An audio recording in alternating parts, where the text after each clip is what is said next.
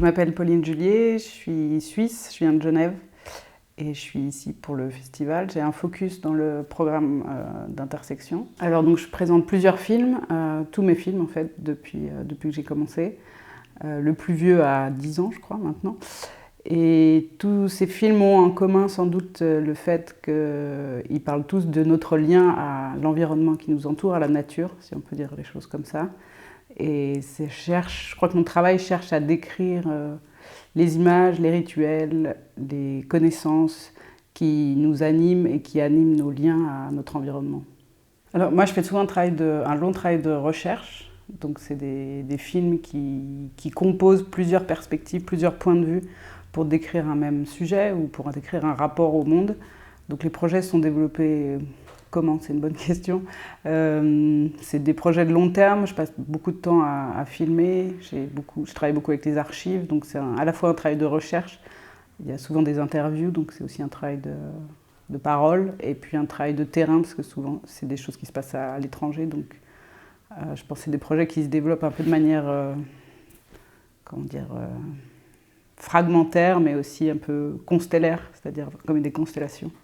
Alors, chaque projet est différent. Il y a des projets qui sont très low budget, donc qui ont un processus de production qui est assez simple, c'est moi devant une table de montage. Et puis il y a des projets qui nécessitent des tournages, donc plus ou moins grosse équipe pour tourner, des déplacements et des fois des longues périodes de montage et d'editing. C'est difficile de dire en général parce que chaque projet est différent et la longueur des films sont différentes. Donc ça va des choses très courtes à des choses plus conséquentes comme des longs métrages, où là le processus de production est relativement classique, je dirais.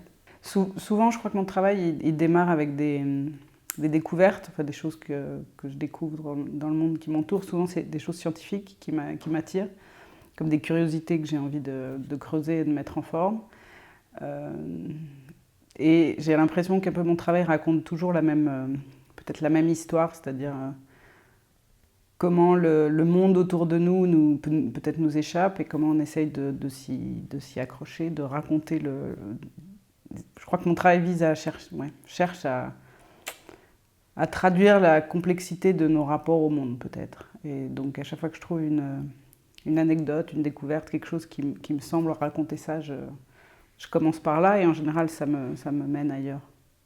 Peut-être que tout ce qu'il y a dans tous les films qui sont montrés là ont en commun un souci peut-être d'essayer de mettre ensemble plusieurs perspectives sur un même sujet. Donc j'aime bien parler de mon travail comme une approche multiperspective, où je tente de mêler à la fois peut-être la grande histoire, des choses plus personnelles et des descriptions du monde autour de moi. Donc je pense que chaque film raconte un peu ça, où il y a plusieurs couches, c'est souvent du travail de couches, et une manière de faire un chemin entre plusieurs couches, notamment historiques. Enfin, c'est souvent des films qui parlent autant, par exemple, d'une forêt d'il y a 300 millions d'années que des black holes dans l'espace. Donc c'est souvent des films qui voyagent dans le temps et dans l'espace.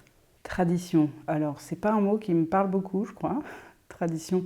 Non, peut-être qu'il y a plus que vis-à-vis de la tradition, il y a un lien dans mon travail avec l'héritage, peut-être, ou la manière dont on essaye de prolonger quelque chose qui vient d'avant nous et qu'on va devoir laisser après nous. Donc, peut-être plus que tradition, je dirais ça. Héritage, et puis peut-être que ça va avec l'idée que dans la pensée moderne, on a souvent dit qu'il y avait un champ qui était réservé aux choses scientifiques, rationnelles, et puis qu'un autre était réservé aux choses enchantées, la croyance, la religion, etc. Et moi, je crois, je ne suis pas la seule, mais qu'en fait, dans l'expérience de vie des gens, c'est beaucoup plus mêlé que ça. C'est souvent plus des « et » que des « ou ». Et je crois que, je ne sais pas si ça a à voir avec la tradition, mais peut-être qu'on pourrait mettre la tradition du côté des croyances ou des héritages, notamment religieux, etc. Et qu'effectivement, moi j'essaye de montrer comment on fait des liens entre les choses. Donc effectivement, peut-être par rapport à ça, ça a à voir avec la tradition. Les archives, j'utilise beaucoup d'archives. C'est souvent... Pourquoi? Je sais pas si c'est pas forcément une décision, mais... j'ai souvent besoin de raconter quelque chose lié au temps et à la représentation. C'est-à-dire, par exemple, dans mon dernier film qui s'appelle Way Beyond, L'idée, c'est de raconter l'histoire d'une machine, la plus grande machine, le plus grand instrument, c'est un accélérateur de particules, le plus grand accélérateur de particules jamais construit. Et il s'agit de trouver comment raconter cette machine, cette folie humaine de faire des machines de plus en plus grandes pour l'avancée de la science ou pour whatever.